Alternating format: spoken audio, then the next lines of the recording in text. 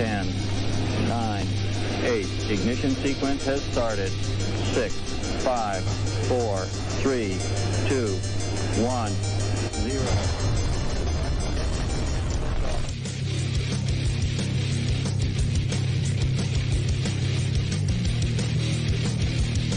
You have entered Untold Radio AM.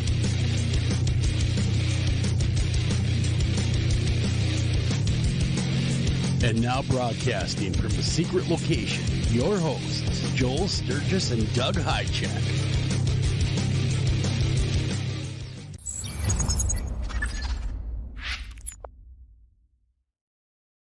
Good evening, everybody. Welcome to this edition of Untold Radio AM. I'm your host, Joel Sturgis. Right along with me is Mr. Doug Highcheck. And as always, producing Mr. Alex Highcheck. We welcomed you to another great edition of the show. We have Matt Pruitt. He's our guest tonight. We're going to be talking about Bigfoot field research with one of the veterans out there. Doug, I know you really want to talk. I saw you going, what? Yeah, no, it's like, he's always got me on. He's supposed to be on you. Oh, no, trade that now. No, God, no. No. I still had my microphone on mute. I haven't shaved in a few days either. Oh, it doesn't matter. You're really blurry. Am I really blurry? Oh, it's bad. You got a bad connection tonight. Am I like a Sasquatch picture? Am I blurry to you, Alex? You are totally blurry. He was fine earlier. You're all That was pixelated. great earlier. Don't know. I look great to me. You got to tell your wife to quit streaming the high def movies. Oh God, yeah, right. That's probably what's going on. But in my defense, we're having a raging wind and snowstorm right outside the door. Are you really? Yeah. Well, I woke up this morning after that my could- 45 minutes sleep. Oh, really? That long? Yeah, I went to bed at 5, got up at 5:45, went back to work. And it was snow on the ground like an inch. Yeah, no, we're getting about 10 inches Oh, of snow. So I do apologize for of that. course, to our audience, it's Great, really only great. 4 inches, but to Joel, it's 10. Oh yeah. That's why I could never be a carpenter.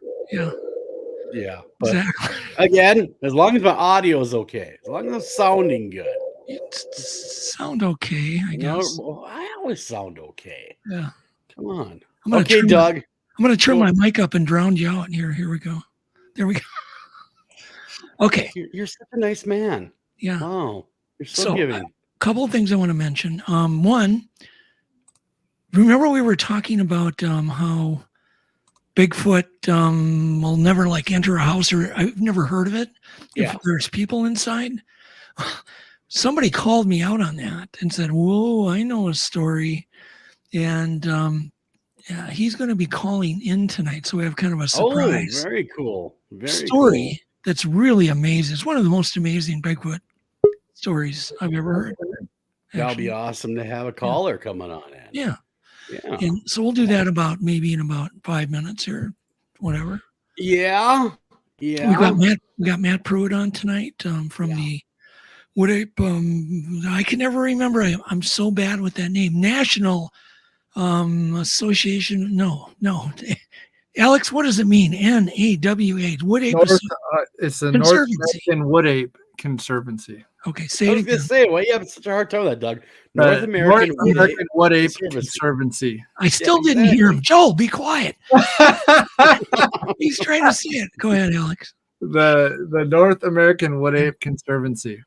Hey, if you had 45 minutes, Joel, of sleep, it would be really interesting. Okay. Now, I have been known to be up for days at a time sometimes.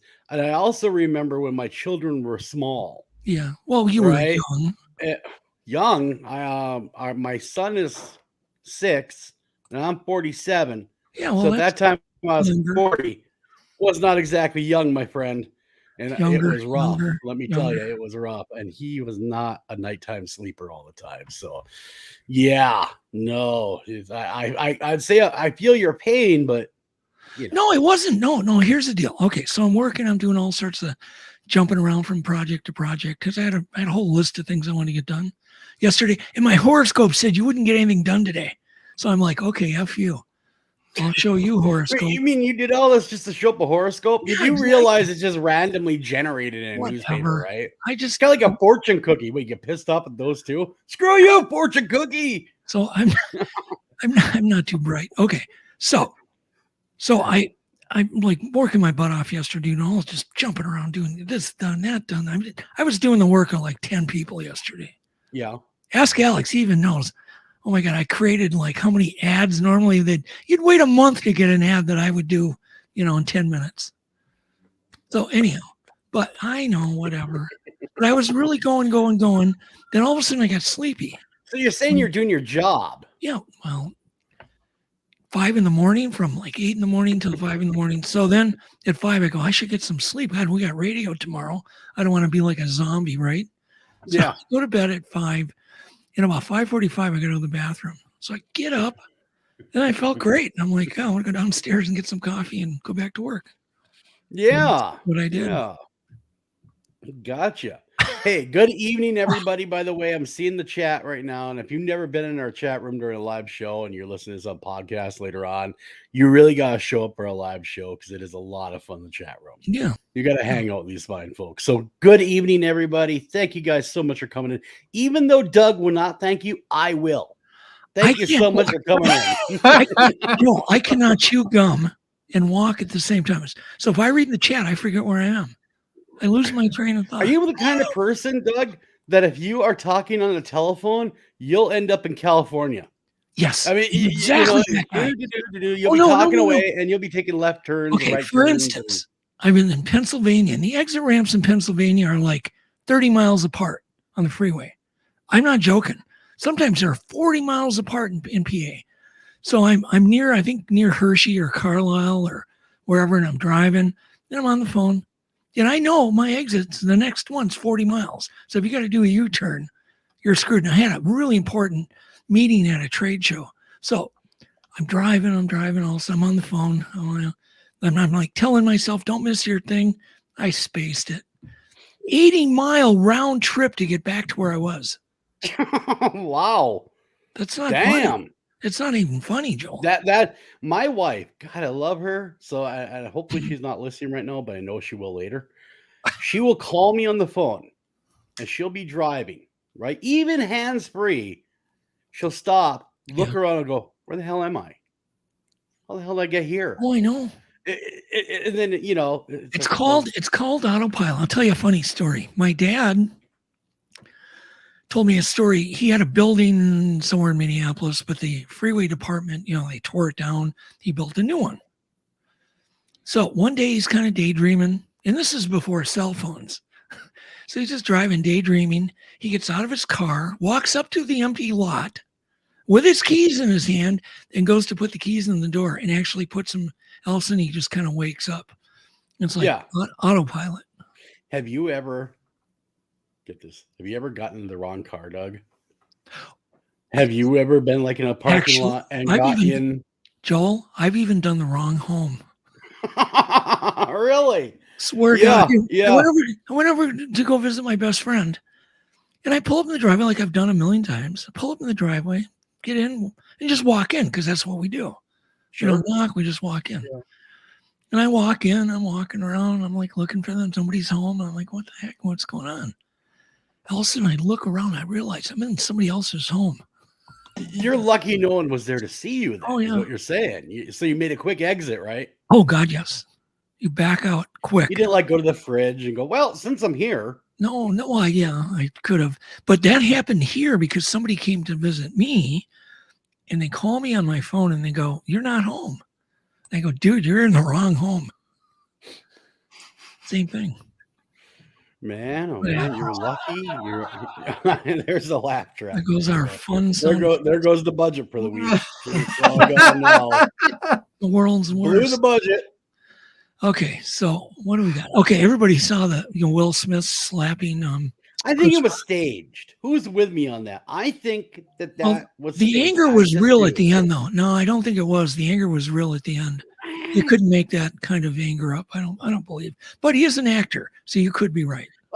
What I saw, and I could be wrong here, and if I am, you feel free to disagree with me. Yeah. I saw Chris Rock leaning into that slap. I mean, it looked like something that was definitely a setup shtick, but I could be wrong. Hell, I wouldn't even know the Oscars were on unless that would have happened. Yeah, I wouldn't. I mean, I had no idea Oscars even took place, Exactly. and let alone, Chris Rock got slapped around a little bit. But what I don't get is they're so harsh in most states. If you even, let's say you throw an object at somebody, right? Mm-hmm. And it misses them. Or you just don't even want to throw an object at somebody. You just want to break something. I've heard stories like this, right? I mean, they'll come in and get you for battery and assault. Oh, hell yeah, right now. Just from losing your temper and breaking something you even own. Right. Let alone walking up to somebody and hitting them in front of 2 million people. Well, that's the thing. He walks up there, slaps the guy. Yeah. I thought I saw Chris Rock leaning into it, like he was waiting for the bump, boom. Yeah. And where I'm from, someone comes and does that to you, it's go time. He recovered quick. He did. Yeah. So I don't know. Whatever. And Anthony's completely right in the chat room. That happened to Chris Rock. He sold more tickets in one day than he ever did in 3 months. Oh, I'm sure. Alex, did you see the clip? Yeah. And I did hear his ticket sales went up like 40%. Yeah. Things that make you go, It had to been The Rock, the wrestler The Rock, doing it. He would not have been slapping him. Guaranteed. Well, just as a quick aside here, Jim is in the studio. So okay, I'm gonna bring Jim on in 1 second. But before I do that, I want to just talk about these mysterious beams of light that have been spotted around the world. Have you heard about this? I heard a little bit about it. I was reading an article on it. It's a red long beam of light. Looks fairly long and thin, like a laser beam, but apparently it's been spotted all over the world. Yeah. Nobody knows what also it is. Some crashing noises too. Since we talked about it a few weeks back, have you watched the news? People are hearing these crash noises going on too. It's kind of an ongoing thing ever since about 2008. It's been very much an ongoing. I don't know. Something's going on. Don't know. Who knows? Yeah. Biblical. Maybe biblical. I don't know. Something strange is going on. It is strange. In the neighborhood. But anyhow, okay. So we have Jim Myers from the Sasquatch Outpost in Bailey, Colorado. And we were talking about how these Bigfoots generally had never heard of anyone entering a house, a Bigfoot, if there's people home. Kind of like the black-eyed kids, they have to be invited. Yeah, exactly what you're saying. But Jim got a hold of me and he goes, Doug, I have a story. And he tells me this story and I'm like, dude, you got to come on and relay this story. So let's get Jim in here. Hey, Jim. Hey, guys. There he is. Jim? Hey, Jim, how you doing? Tell us this story. Yeah. So this happened back in the early 80s, not far from where I live here in Bailey. It was actually near Evergreen, Colorado, in a neighborhood called Highwan Estates. And back in those days, this was a really rural area, no street lights, completely pitch black everywhere. And the Jefferson County Sheriff's deputy was on patrol, and he gets a call that there's an unknown prowler in a house in Highwan. So he drives over there. He's by himself. He drives over to this home, black, obviously, all the way there. He gets to the home, and as he pulls up and stops, 2 young teenage girls come running out of the house, just frantic, saying that there's something in the house, and they didn't say someone, they said something. And so he puts them in his patrol vehicle and tells them to stay put, and he goes into the house. So he goes downstairs, he searches all over downstairs, looking in all the rooms, doesn't see anything. And then he hears bumping and noise going on upstairs. And it was a 2-story house. So he finds out from the girls, before he went in, the girls heard the noises upstairs. They were one of them was sleeping over. They were watching a scary movie or something. So they hear all this ruckus upstairs.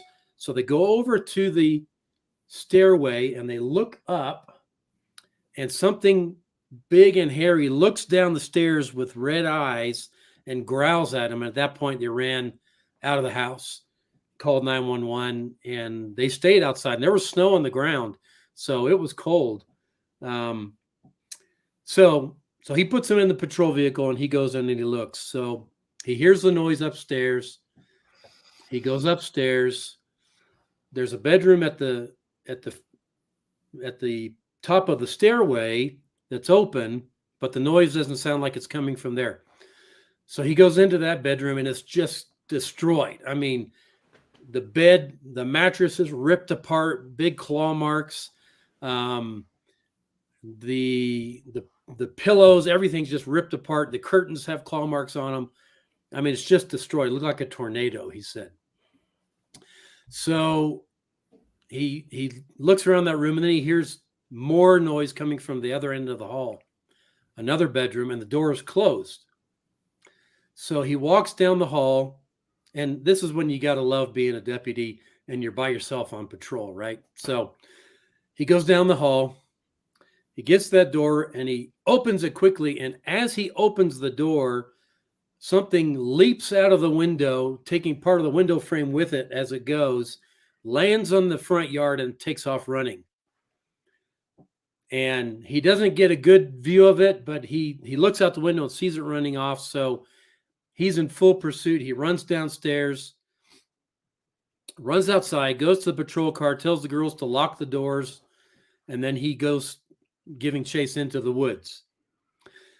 He gets in the woods a little ways, and he starts realizing that whatever this is cunning, because it seems like it's trying to lure him into the woods further.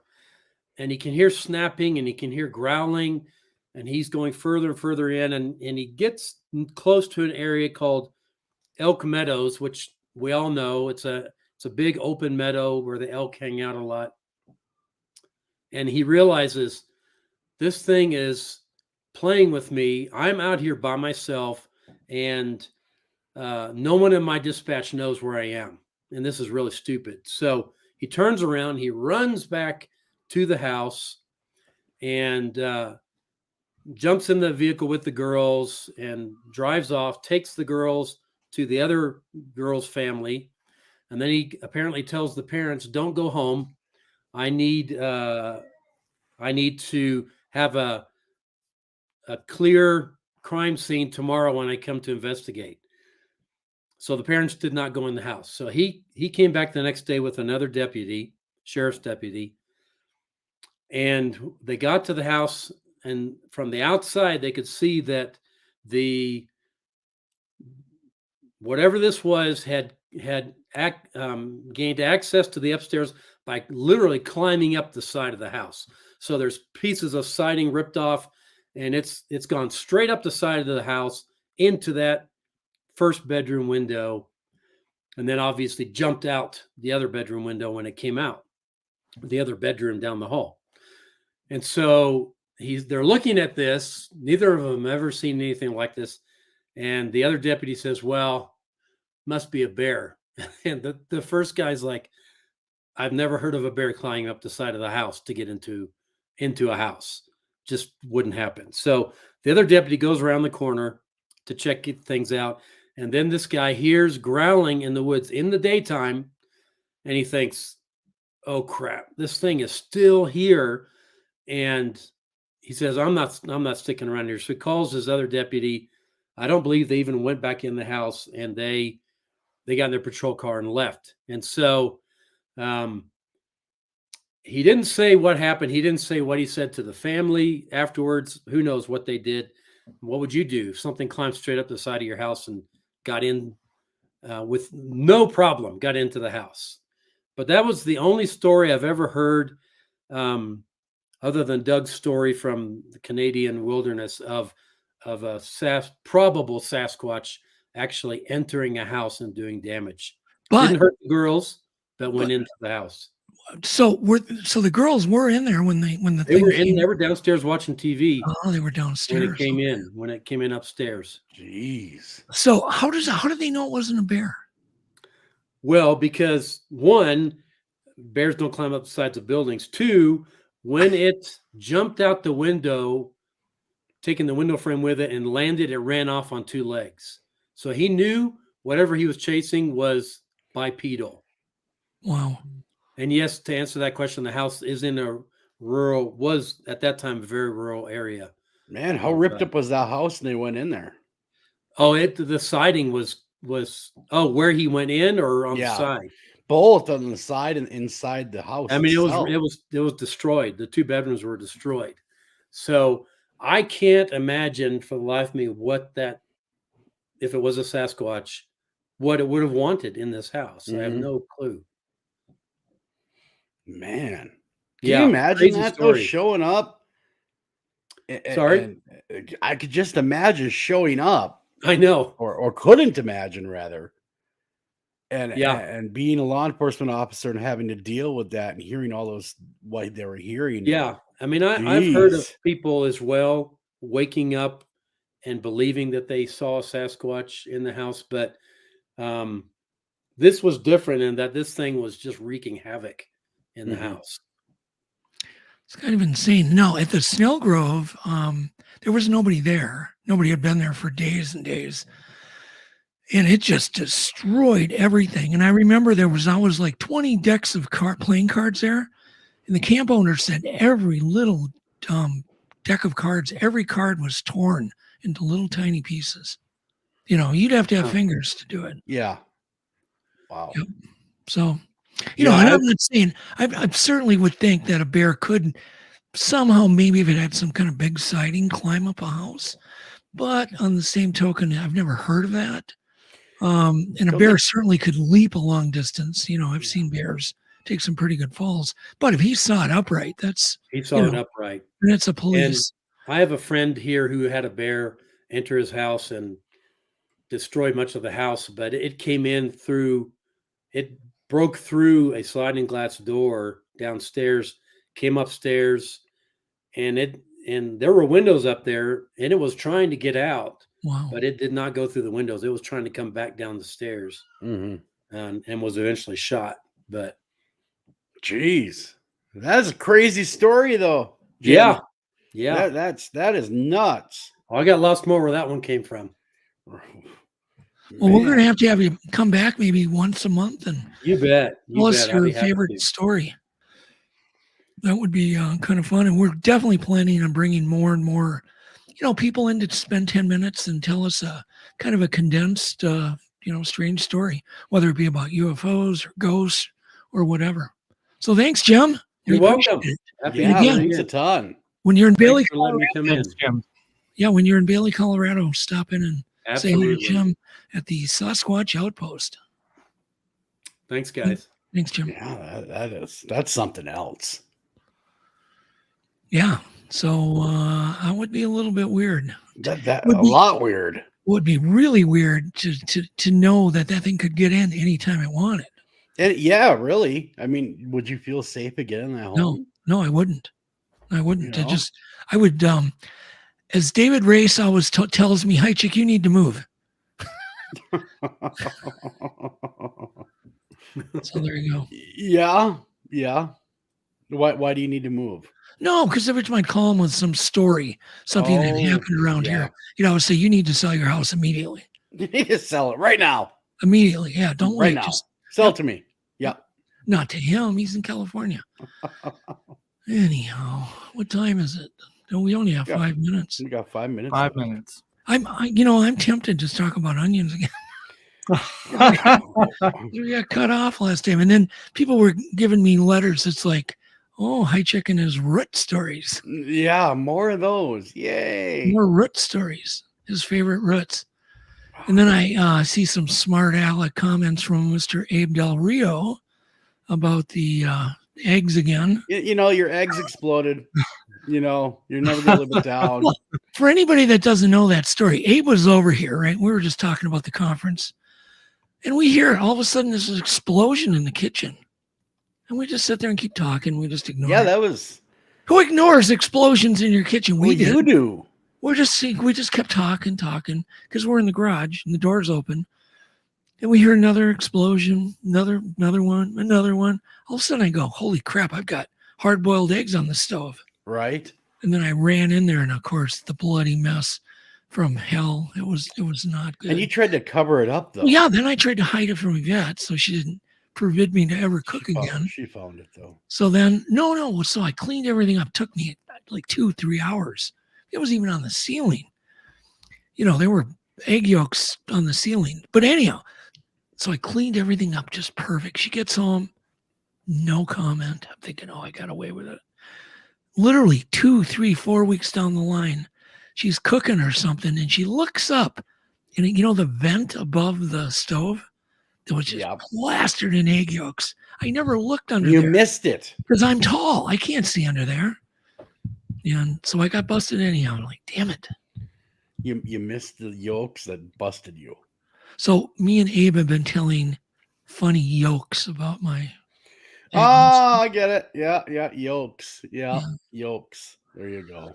Yeah. And if anybody doesn't know already, there's the conference, the kicks off on the 7th, and then full-blown conference on the 8th of October. Yep. Up in Grand Rapids. So up in Grand Rapids. It'll be a good time. Exactly. Yep. So looking forward to that. But anyhow, getting back to Jim's story. Yeah. Yours, aside from yours, I haven't heard any stories like that one. No. Where people, that witnessed it. And I've heard of people coming back to their cabins and having them destroyed, single level cabins, kind of like Snow Grove, but never a home, never a dwelling where people are actively in it. It usually is when people are gone, or abandoned or what have you, but never when people are actually in the home. Well, I talked to a woman, I believe from Kentucky, and had a long conversation. They've had activity around there. They have a big, kind of an estate near a big, huge reservoir. Sure. And they had a small, not very heavy either, stick, I guess you'd call it, thrown through their upstairs window. But the stick, you look at it and you go, there's no way that could break a window. Yeah. But I guess if it was thrown with enough force, it might. Yeah, even one of your eggs could break a window with enough force. Yeah, anything could, I suppose. Yep. So it was interesting. Yep. I see them in the main stage again. Thanks, Alex. Who's in the main stage? I am. I'm right here. I'm the biggest picture. Well, that's good. Just stay there. Alex, can you get a close up of Joel? No, please do not. No, but gee, thank you. That's great. Love it. Yeah, just keep it on him. Just really. Yeah. You look great. You look great. Oh, and by the way, you can get if you're admiring Joel's hat. Yes. You can go to our website, Untold Radio. Get your own swag. And get your own, yeah, absolutely. Get your own Untold Radio hat. I'm apparently the only one of the broadcast team that has one. Well, I got one. And I could tell you that it is very I got one, but my hair isn't transparent yet. It's getting there. It will be. Everybody's will be eventually. Eventually. You know the weird thing about my hair is it's like it's white gray. It's gray, right? It's just white. But when I look in the mirror, I see blonde, as if I've never turned gray. That's weird. Yeah. But if somebody shows me a photo, it looks white. But when I look in the mirror, it's got to be our brain playing tricks. Well, maybe it's your brain playing tricks. No. I think everybody, as you get older, your brain sees the younger you. Does that make sense? To save us. Yeah. No, I'm picking up what you're putting down. Yeah, I think it's just a protection thing, so we don't. It could be. So we don't commit suicide. Gee, that's a Rosiel looking thing. I'm just joking. Okay, so you know what I'm going to do? I'm going to read one more onion fact, just one, and then we're going to go to a break. And we're going to take a break and go to our guest. Yeah. All right. Sounds so good. Onion is known for preventing the blood platelets from sticking to each other and hence preventing clotting. Just remember that. Eat an onion. Live longer. Well, there you go. There you go. There you go. That's all you need to know All right. about onions. Let's go to break.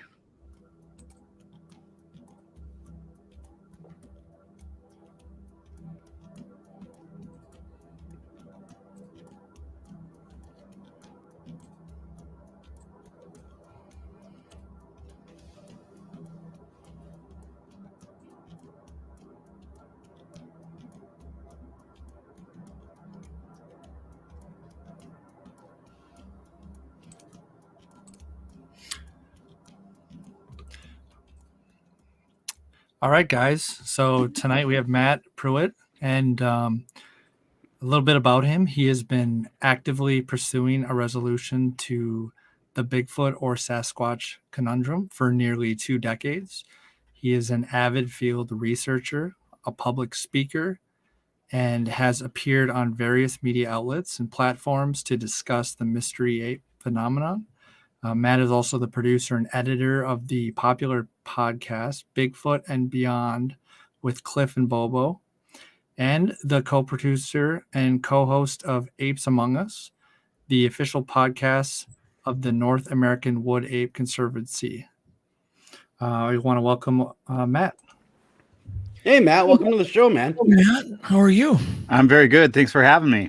Yeah, our pleasure. So, tell us what the Wood Ape Conservancy.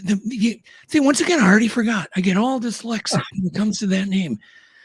Go ahead and tell us the name, and then tell us what it is, because it's what I know about it's very cool what you guys are doing. Certainly. Well, it's the North American Wood Ape Conservancy, the NAWAC. And, they've been around for quite a long time. They were originally the Texas Bigfoot Research Center, I believe. And then that changed to Texas Bigfoot Research Conservancy, which evolved into the North American Wood Ape Conservancy. And so I joined the organization in late 2016. So I still feel like the new guy, even though it's been all these years.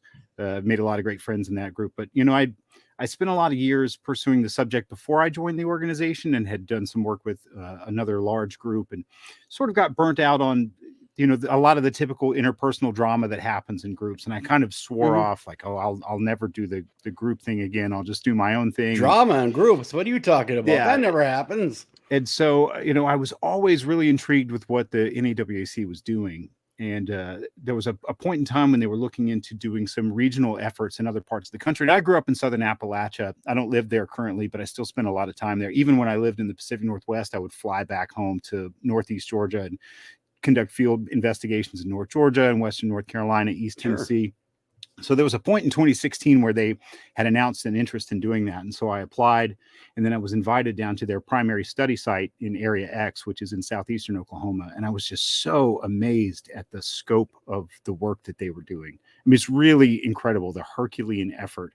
The crux of the group's work really focuses on these extended operations that typically occur in the summer months, but it usually starts in like the late spring and extends into the early fall. We call them summer operations colloquially, but just, it's hard enough to get a group of friends together for, like a Wednesday through a Sunday outing, let alone to coordinate people, to the tune of 30, 40, 45 people to devote weeks and days at a time to occupy a single site that no one lives close to. I mean, it takes me about 9 hours to get there for 15, 16, 18 weeks on end, uninterrupted presence there. And so I was just so blown away by what they've done.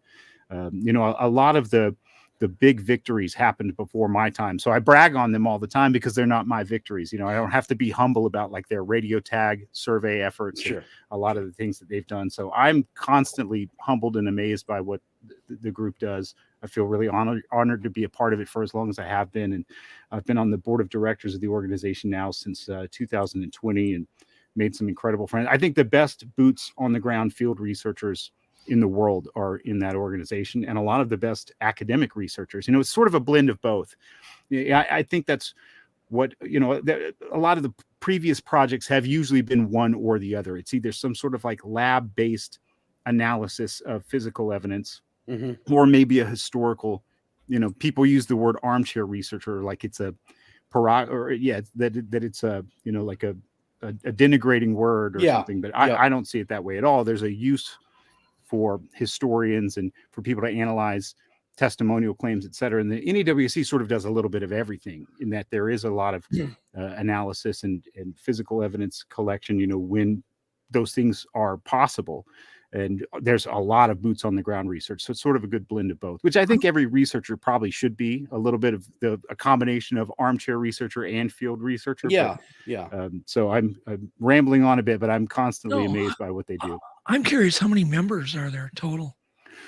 Well, it fluctuates because, the group does have, even though it's the North American Wood Ape Conservancy, there's always been members in other parts of the world. There have been members historically in places in the UK and in New Zealand, in Canada, et cetera. And so it's basically fractionated out into two sets of membership. So there's associate members. And so those are people that basically contribute to the conversation, the brainstorming, the planning, discussions, things that we're going to try and experiment with, the discussion of various concepts and hypotheses. And then there are investigators who have, there's a little bit of vetting that happens because obviously, we want to be in the field with the most reliable people. And so we want to get to know people and meet them in person and spend time with them in as many of those sort of like iterations as we can before we invite them into the field with us. Because when you're out in the middle of nowhere for a week with somebody, you've got to be able to rely on each other and count on them. And so in terms of the investigators, I think it usually hovers around like 50 or 60. And then in terms of the field operations, especially just because the last 2 years with the pandemic and then, things happening in the economy and people's jobs, influencing a lot of whether they have to change jobs or work shuts down and then gets picked back up. Usually the summer operations involve about 30 to 35 people for the last couple of years. That is a large group. So if some really prominent researcher wanted to join, what would be the vetting process? Who would they contact? Well, essentially, we have a form at woodape.org that's an application form. And so the application comes in and it's reviewed by members of the board of directors. And so we sort of make a decision, based on, what someone brings to the table. Right. And I worked in staffing for a very long time in recruiting. So I sort of look at it like a job application, in a way that like, well, if someone, the interest has to be, explicit, if someone's just responding with one word answers and things like that. It's like, well, how interested are they really? And so usually, if it sort of passes that test, then we extend associate membership and then they immediately sort of join the discussion and the conversation. And that's where the real getting to know someone begins. Very often we'll call and interview people, and you've probably talked to Tim Halloran before, and he'll tell you like, no one's ever accused me of not talking enough. And so, I'll call and interview prospective members sometimes, and we'll talk on the phone for 2 hours, just discussing the subject in general, gauging interest and seeing like, well, what is this person's expectations? Like, what are they hoping to achieve, et cetera? Are you looking for anybody with a certain skill set? I mean, would there be some skill set that would be really amazing if you could get more people with a certain, specialty? I think all skill sets are relevant in one way or another, and it just depends on how they're applied. I mean, we definitely don't have some sort of bar in terms of, for me, my personal criteria of people that I want to spend time in the field with, and I'm not even speaking on behalf of the group, just for me is a lot about character and interpersonal skills, let's say. Because you could teach people certain things. Like if someone wanted to come out in the field with me and wanted to learn certain methods of trying to like document nature, let's say, or something like that. Well, you could have someone who's, the proverbial tip of the spear with all this outdoors experience or prior military experience, on and on and on. But if that person is intolerable and insufferable, like no one wants to be around them. So personality does play a big part in it. But, the Daryl Collier, who's our field operations manager and a very dear friend, I think the world of Daryl, he always says like everyone is incredibly important. Like the person who is the camp cook is just as important as the person who might eventually get photos or video. So that camp cook, man. Well, you can't downgrade that. Certainly, Matt. It's not like we expect people to be able to like jump, 10 feet vertically and bench press 500 pounds and be able to operate all these different gadgets. It's more like, well, what is their skill set? Where does it apply? Most things do have an application. And so, no, it's not selective in terms of that. It's not like an elitist sort of a thing. Well, what do you recommend, Matt, as far as before you join an organization like yours? Is there something you look at for years of research? Is there a minimum that you'd want someone to be able to achieve in the field? because obviously you don't want dead weight out there. Well, So, I think it goes to, again, what defining expectations is the most important first step. Like, what is it that someone expects or desires to achieve? mhm. And so, if someone is, I want to be in the field and I want to spend, days or weeks at a time in the field, well, of course, then are they living up to their own expectations? Like if I wanted to, I play music, and I played music for like, gosh, almost like 25 years now, I guess, because I just turned 40. I started playing in bars and clubs when I was 15. Like if I wanted to get a gig in some band, well, I better be proficient in my instrument. Yeah. And I better know all the songs, and I better be able to play them flawlessly under duress, backwards and forwards, without making a mistake. If I'm going to, that's, you're defining expectations. Mhm. And so, if my expectation was like, oh, well, I want to, sell t-shirts for that band on the road. Well, there's a different skill set involved in that. Right. Yeah, And so true. that's the first step. It's not for me to impose what skills Yeah. someone should Mhm. have. It's like, Mhm. well, what does someone, what do they want to accomplish? What do they want to be rewarded with out of this? If they just want to have a personal experience, do they want to contribute to the overall accumulation of data? Do they want to, you could go down a laundry list of things, but really it starts with what the individual needs to define their expectations. Well, I was just wondering whether you ran like basically a want ad, like, God, we'd love to have somebody who was an expert in primitive, wood traps. Yeah. They could set off a spring-wane camera as an example.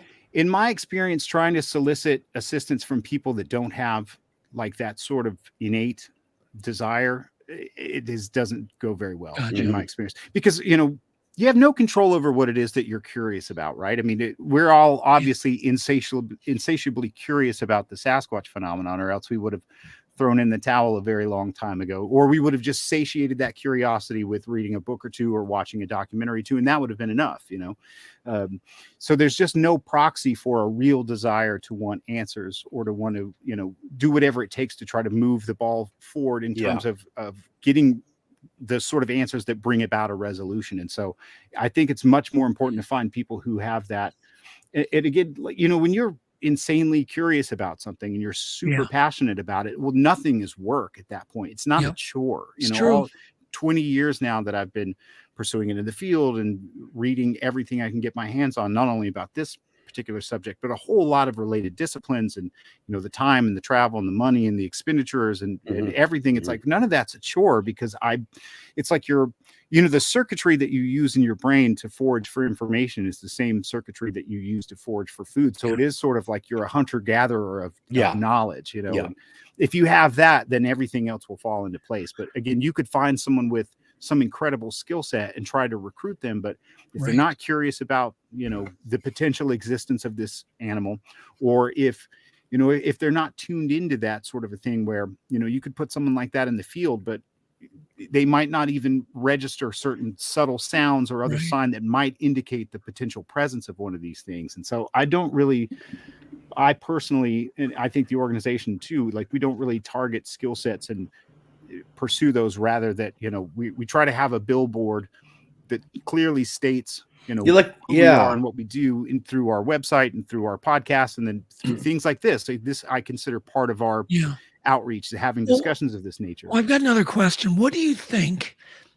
Well, first off, is the group pretty much in agreement as to what you guys are chasing, and what do you guys kind of conclude that you are chasing? And by the name, I would definitely think that you're chasing a, physical animal that eats and poops and lives in the woods. Absolutely. I mean, it seems, if you were to look at the phenomenon as a whole, there are, of course, multiple phenomena occurring that we could collectively call the Sasquatch phenomenon, right? Mhm. And certainly there is a psychological phenomenon and there's a cultural phenomenon, but sort of once you push your way past through those things, it's like, well, is there a biological phenomenon at the core of all that gives rise to the experiences and the cultural sort of representations of those experiences, et cetera? And it seems that the most parsimonious solution would be that there is a biological animal species, because that's what the majority of people are describing. It's a living animal. It's covered in hair. The females have visible breasts, which suggests a mammal. So what form of mammal is it? Well, they're devoid of claws. They don't have elongated ears. They don't have tails. And so you put together those consistencies of the physical descriptions, and they sort of approximate a hominoid or an ape. And so the group had selected that particular nomenclature of wood ape just to sort of divorce the pursuit from the baggage that's carried with words like Bigfoot or Sasquatch. Mhm. I still use Sasquatch primarily. Like, that's my preferred term to describe the phenomenon or the potential animals represented by the phenomenon. But, wood ape was sort of meant to separate that from the baggage of Bigfoot, or the sort of like the cartoonish tabloid nature of Bigfoot. But yeah, people get hung up on it because, as you know, for years people would say, like, what's the difference between a Bigfoot and a Sasquatch? And now they say, like, well, what's the difference between a wood ape and a Sasquatch? Yeah, right. Yeah, makes sense. Just different terminology for the same thing. That's all. Certainly. So what you're saying really is, when it comes to someone to join the team, because there's a lot that goes into that. First, you have to be a team player and not be a jerk, basically. I mean, that goes a long way, right, Matt? Well, absolutely. I mean, you gotta want, like you said earlier, you gotta be the kind of person other people can stand to be around for a week and not want to murder you. We all rely on each other. I mean, that's the whole point of everything, is to apply it in the field. Otherwise, there wouldn't be that component of it. And so, in a lot of ways, I think one way that we could frame what we're doing, and we've talked about this on the podcast, is we're sort of testing a hypothesis. And so you have this phenomenon that's, let's just call it the Sasquatch phenomenon. And it's made up of these various things, right? There's this body of testimonial claims, eyewitness sightings, reports, etc. Then there's this body of physical evidence that's touted or offered as connected, like to represent the corporeal existence of the things that are seen in these claims, or that are described in such claims, etc. So you have these. What gives rise to this? Well, really, it could only be one of two things. Either there is an animal that fits that description that people are seeing, or in lieu of such an animal, it is all the production of the human mind, because there's no intermediary state that could exist, right? So you're really left with one of those two hypotheses. So if you take the biological proposal, you say, well, how do you test this hypothesis? Well, you have to do that now, obviously, you can collect things and test those in a lab, but that all is predicated on field work and what you collect. And so if you were to aggregate the most reliable claims, once again, citing stories, reports, etc., you see the sort of patterns that emerge that are behavioral patterns, ecological patterns, etc. And you were to say, well, we can posit the existence of this animal that has a certain sort of lifestyle and a certain set of behaviors that seem to occur over and over again in multiple iterations across the continent. Well, you have to test that hypothesis by sort of not necessarily exactly replicating the circumstances of every one of those encounters, but in a way you are, because you're looking at an area, let's say North America, and you find these clusters of reports. And so you put yourself in those places, and where were these people when they saw such animals, or they claimed to see such animals, let's say, what were they doing? And so in a way, you're trying to test the hypothesis that a biological species is responsible for, or ultimately at the root of the greater Sasquatch phenomenon. So it all goes back to that.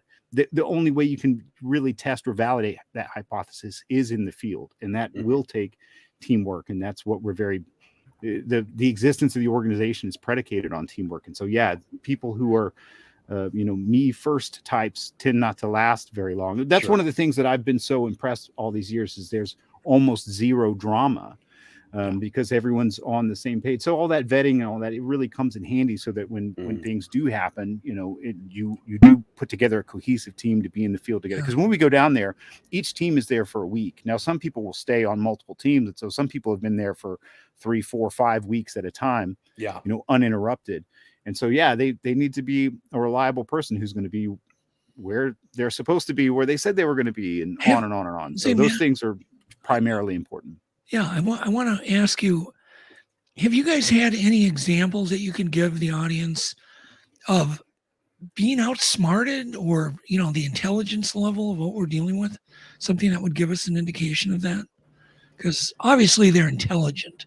I don't think anybody argues with that. But, I mean, have you guys had something that just really astonished you? Like, man, we're really up against a smart creature. Certainly. I mean, it really depends on how you interpret certain, whether we call them experiences or behaviors that are being exhibited that give rise to those experiences. You know, I do think that they're intelligent. I don't think there's a doubt about that. You know, if these things do exist and they are some sort of ape, whether they're closer to us or they're more like the other Asian apes, like the, you know, orangutan is the surviving member of the Asian ape line. I lean towards the hypothesis that they arose from the Asian ape line that gave rise to Indopithecus and Gigantopithecus, whether it's from a related genus or whether it's from one of those two genera, species that we don't know of yet, or whether it's a surviving member of the two species that we are aware of, like one from each of those genera. But that would be a pretty intelligent animal. You know, basic great ape intelligence is pretty good, but it manifests in various different ways. So, for example, you know, one of the things that I recall, like one particularly enlightening video comparison of the way apes manage problems and, again, manifest intelligence was an experiment where this large sort of wooden puzzle box was constructed that you could put food inside. And so they would show, these researchers would show chimpanzees the construction of this box. And then the chimp could take it and like figure out how to deconstruct this puzzle box, right? And in almost all the instances, the orangutan would just take it and smash it into pieces and eat the food. And so it's like, well, who's really smarter out of those two particular manifestations of intelligence, right? And so it's not necessarily that something being more dexterous and tactile and careful is more intelligent. So when I look at the Sasquatch data set, I see an animal that's incredibly large and powerful and that's pretty intelligent. But I think most of what they're reliant on to survive and most of what contributes to eluding detection from humans is physical rather than intellectual or mental. Well, obviously there's a type of intelligence, which is the one I'm really thinking about, is planning ahead. There was a primitive trap I set up one time where I took a bowl, stainless steel bowl, and put every kind of beautiful food in it you could imagine. I mean, raw steak, fresh steaks, eggs, cheese. I mean, just everything you could imagine, fresh fruit, and tied a monofilament line to it, buried the monofilament line in the ground so it was completely hidden, ran it up to a mechanical, non-electrical trap, which was basically some things I had stacked. So you had to pull the string, you know, the alarm would go off. I had a camera ready to go out there and film. So what it did is it comes up, it breaks 2 trees down to scare everybody into the cabin, and then it pulled the trap as if to test it, knocked the, you know, of course the alarm went off. The actual bowl was moved like 4 feet. Nothing was ever touched in that bowl. It's as if it broke the trees on purpose to scare everybody. You know, in other words, really planning ahead because it wanted to know whether that was a trap, which it was. But it set it off and it never got touched. The food never got touched. And it never got touched again after three more days. Not even a mouse touched it. Wow. Really interesting. But that was just one example I could give after 35 years of trying to fool these things. And they always seem to get me. It doesn't mean I'm smart, but, you know, I've come up with some pretty clever things I thought were clever. They would have fooled me. Let's put it that way. Certainly.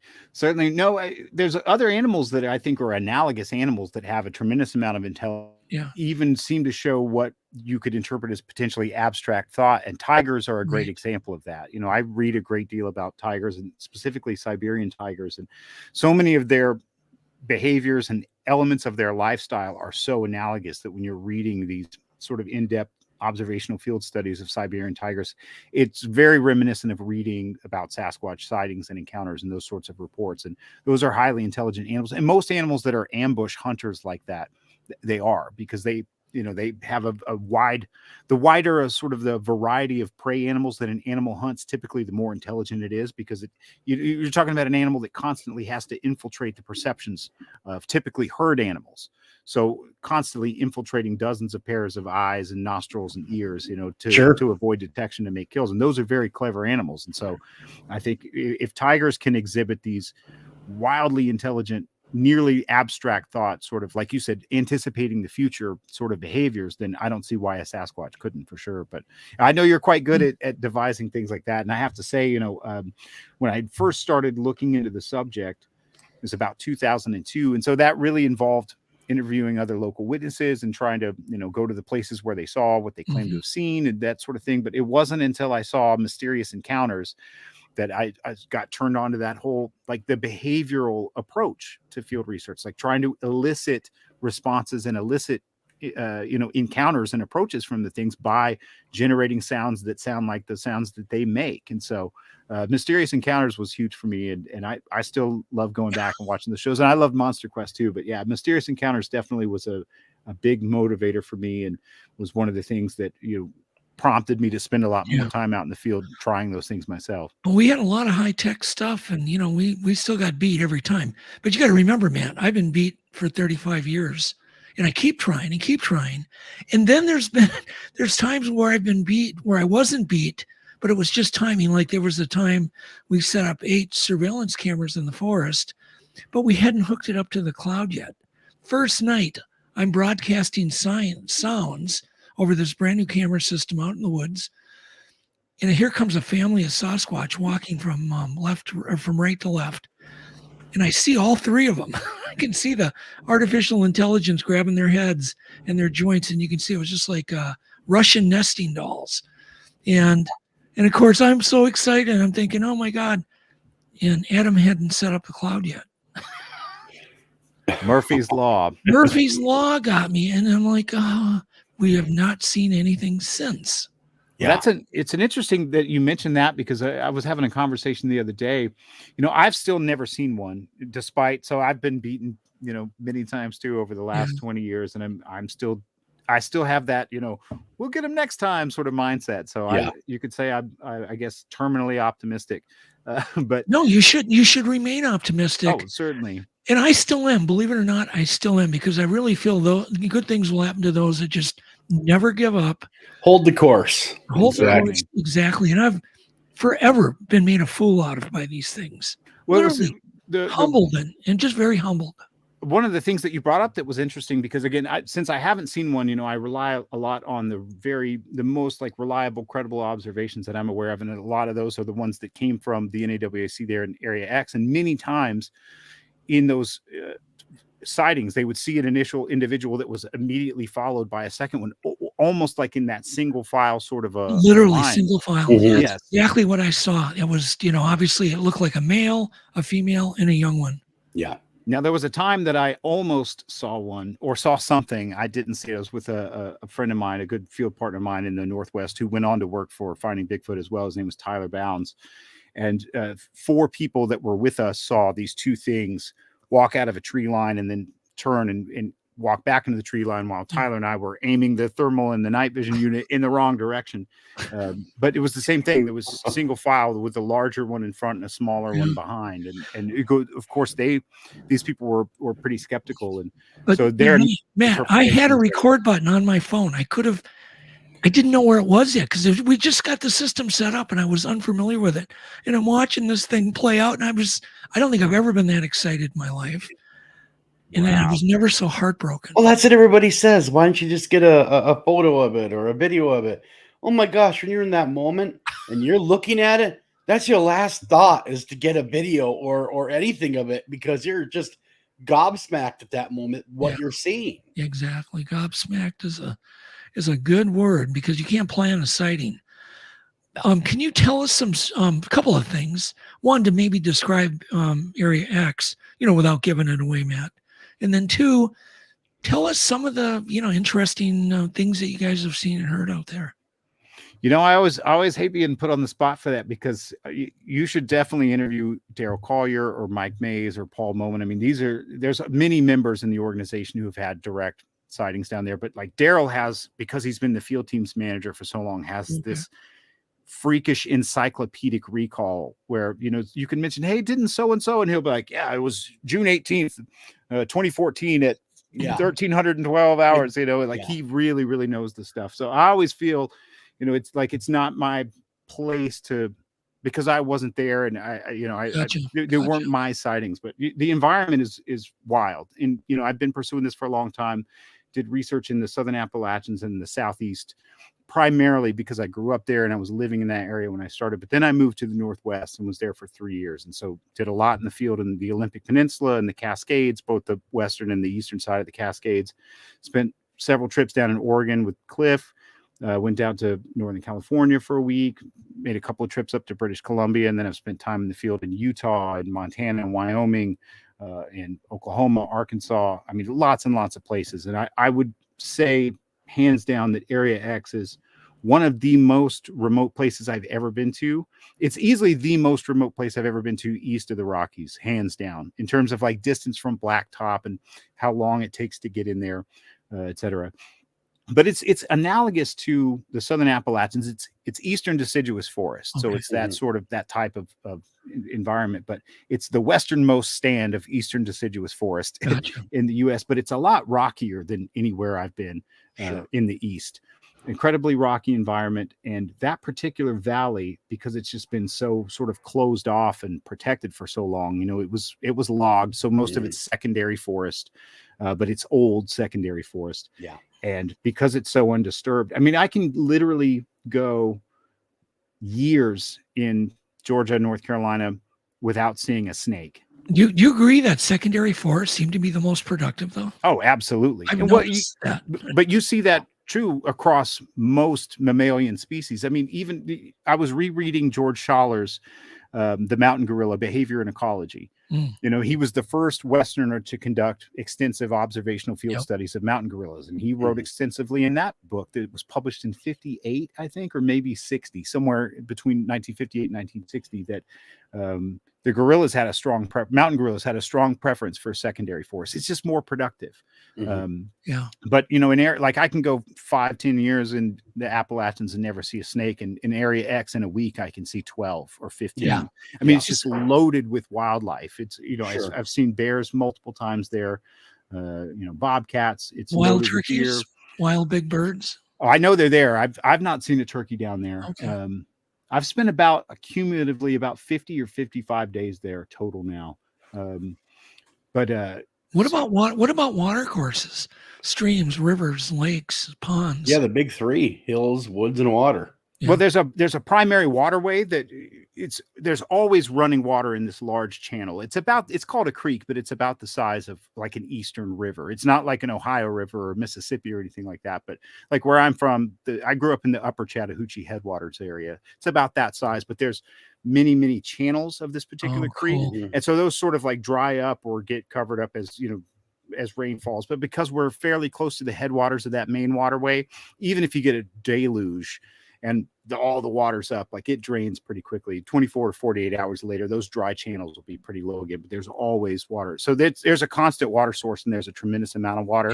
The nearest lakes are going to be pretty far away, and they're all man-made lakes, you know. How about stick structures, blinds, teepees, any of that kind of stuff in Area X? No, and I've never seen anything of that nature anywhere in the country over these 20 years that I thought had to have been made by hand. The only one I've ever seen that I thought had to be made by hand, I found out was made by the property owner who was trying to get us like invested in. Well, I have found, I'm sure, 300 complex. There's no way a human could have built them.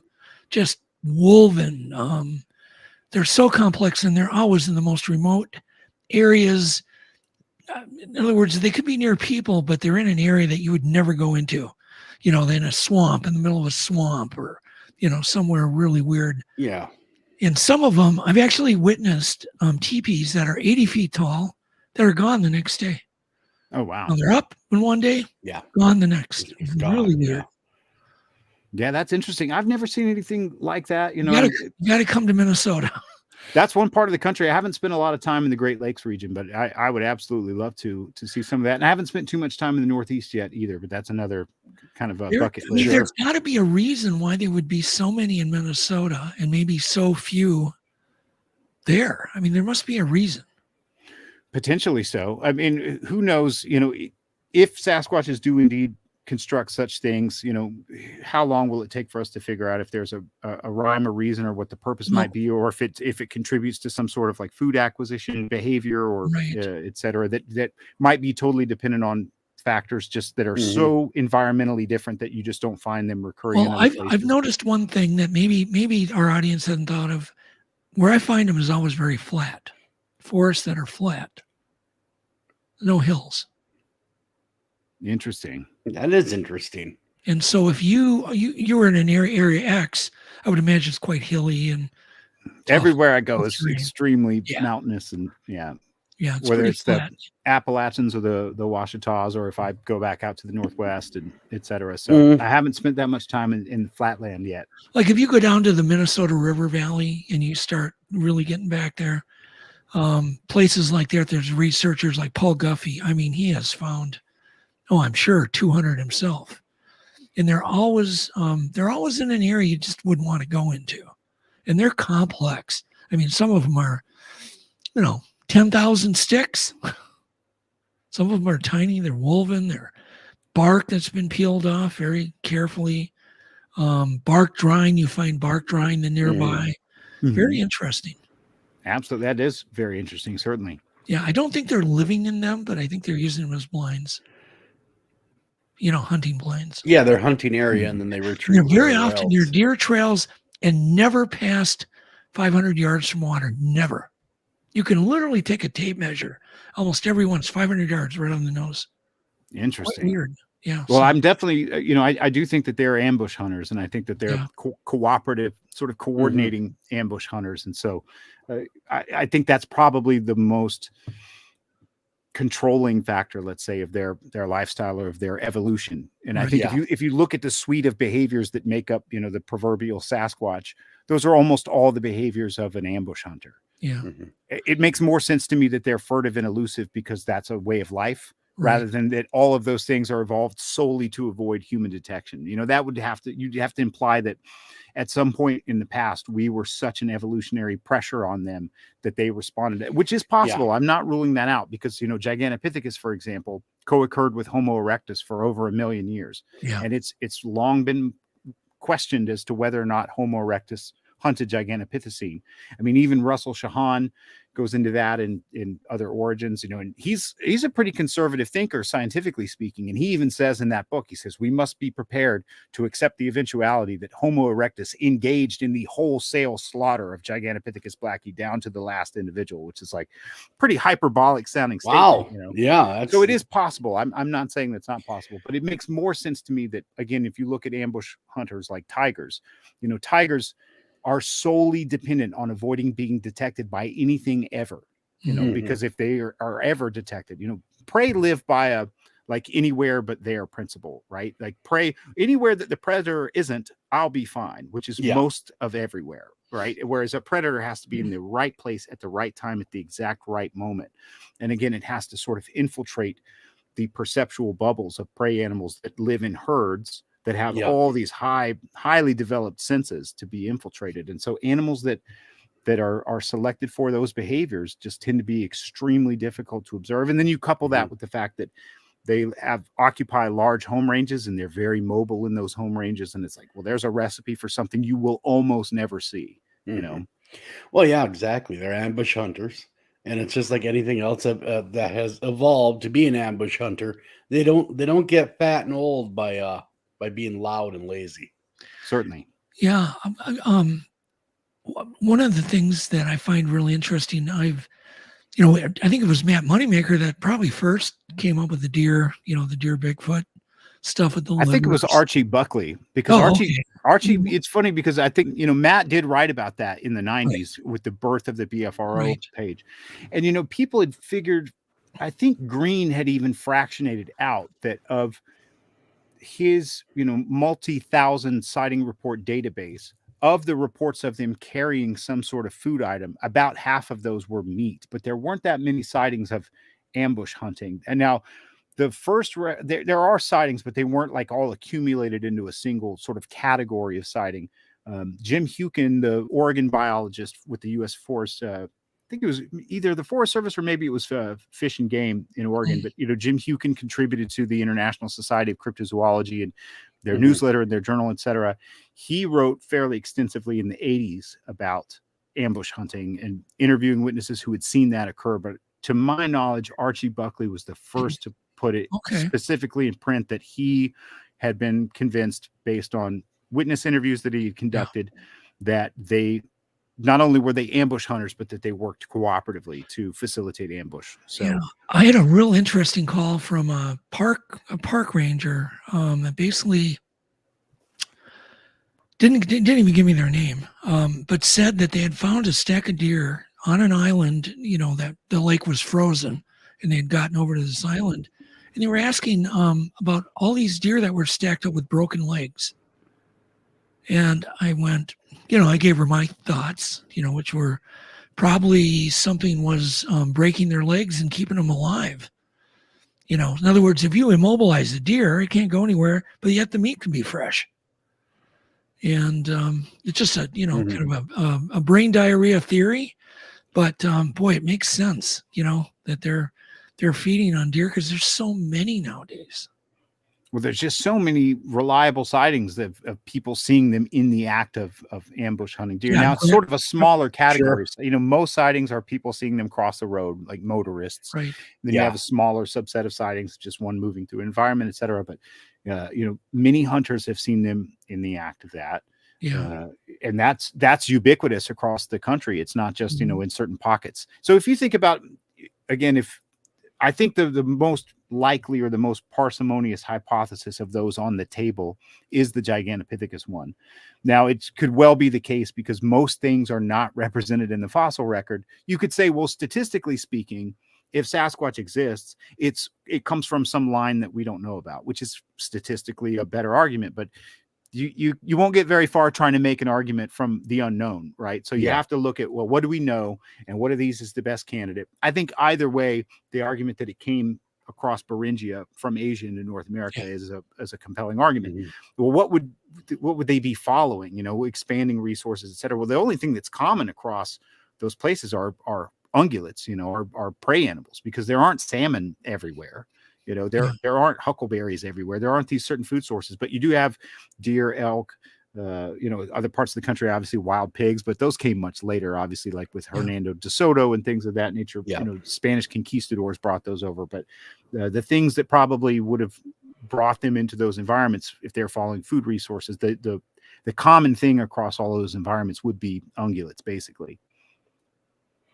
Amazing. So Matt, I got to ask you, if somebody had never heard of Bigfoot and you ran into them, what would be your best evidence to support their existence? And what's your elevator pitch? Oh, well, I mean, the elevator pitch, I guess the question, if they've never heard of it, which just doesn't happen, right? I mean, I've only met 2 people ever who'd never heard of it, and it's because I think what Joel meant, though, Matt, was you meet never somebody, heard an argument for it, never really thought about it. They've heard of it, but they never really put a lot of thought to it. Certainly. Well, obviously, again, the way that I look at it is that this phenomenon exists. The phenomenon being this thing that's sort of comprised of the body of testimonial claims and then the physical evidence that's interpreted as supporting the claims. And so we know those things exist. The stories exist. The people that tell the stories exist. And these artifacts exist, footprints, et cetera, et cetera. So the question is like, well, what could be responsible for that? Well, in reality, it's a whole host of things, right? Because there are honest misinterpretations, and there are honest misidentifications, and there are lies, and there are hoaxes and fabrications. But let's boil it down to the very best data, right? Mm-hmm. Well, again, you have one of 2 things. Either there is a biological animal species that fits that description, that has a foot that's shaped like those footprints, or in lieu of that, it is all entirely the production of the human mind. Every reliable claim, every bit of evidence is like an externalized representation of that imaginative force. So I think the more that you study the evidence, the internal consistencies across the evidence, and especially to me, the timeline, the temporal context, when these claims were made, where they emerged from in time, I think it's like, well, which of these is more likely? That it's a psychological phenomenon solely, or that it's a biological phenomenon that's sort of nested within a psychological phenomenon? To me, that's sort of the one element of the elevator pitch. The other thing, sorry, go ahead. I want to interrupt you, Matt. Do you think there's any weight, in your opinion, to the argument that these things are seen always near woods, water, and hills? You need at least 2 of those elements. Oh, absolutely. Is that I a think strong that's argument? absolutely, because if it was just some imaginative force, let's Right. say, so that could take two forms. I'm basically giving like that because I'm writing a book and it's almost done, and this is sort of the crux of the initial part of the book. But you could have this production of the human mind in two forms. There's an involuntary form, which would be like some sort of, I don't want to liken it to archetypes because most people don't have a really strong understanding. You know, Carl Jung coined the term archetype, or at least he coined the psychological application of that use of what he described as archetypes, which were essentially modes of behavior that were placed into personified form, like the wise king, the tyrannical king, the trickster, the fool, the hero, etc. It does get applied to like certain motifs, images, structural motifs. And so people will say like the wild man archetype, right? So it's been postulated that like there's some element of the human mind of, you know, of consciousness that generates the wild man archetype. It's like, okay, well, then why isn't that common across everyone everywhere? You know, because it's not. I mean, you could say that there's a category of wild man, just like there's a category of big cat. But tigers are not cheetahs, are not jaguars, are not mountain lions, are not African lions, right? So yes, there's a category of wild man in North America and Asia and Australia. But when you look down deep into those, well, of course, you have these very small types, the orang pindek or the ibu gogo. Then you have the large, what we would think of as like a Sasquatch. You know, what Ivan Sanderson called the neo giants. You know, no neck, broad shoulders, disproportionately long arms, etc. Those only occur in like these certain parts of Asia that are, you know, once were connected to North America. And then you have the more man-like form in other places. And so you would think, well, if this is some element of collective human consciousness, you know, which again, most people, just as a quick caveat, most people still don't understand that concept. You know, Carl Jung postulated that we had an inherited basal layer of consciousness, sort of like an operating system. Some people hear collective unconscious and they think it's like the cloud, like we all just tap into one single consciousness. Like, no. Yeah. I don't just like that. Well, just like you have an inherited DNA that produces your skeleton, and that's common across all humans, there might be some genetic component to a baseline consciousness. That's what Carl Jung postulated, was that there was an inherited layer of basically instinct, and that those instincts manifested themselves as images. So that's the argument that skeptics use to say, well, the wild man archetype is manifested involuntarily. I think that's like the worst argument ever. I do too, because it doesn't occur in Korea. It doesn't occur in Fiji. It doesn't occur in the Carpathians. It doesn't occur in the Alps. Like, it doesn't happen in Hawaii. It doesn't happen in Vegas. Exactly. That's exactly my point. And if it were voluntary, now we know the voluntary thing happens because people do lie, right? Or there's also this sort of misinterpretation that comes from wishful thinking, you know, where people see Sasquatches behind every bush and they mean well. They're not trying to be deceitful. They're deceiving themselves with unbridled sort of naivety fueled by wishful thinking.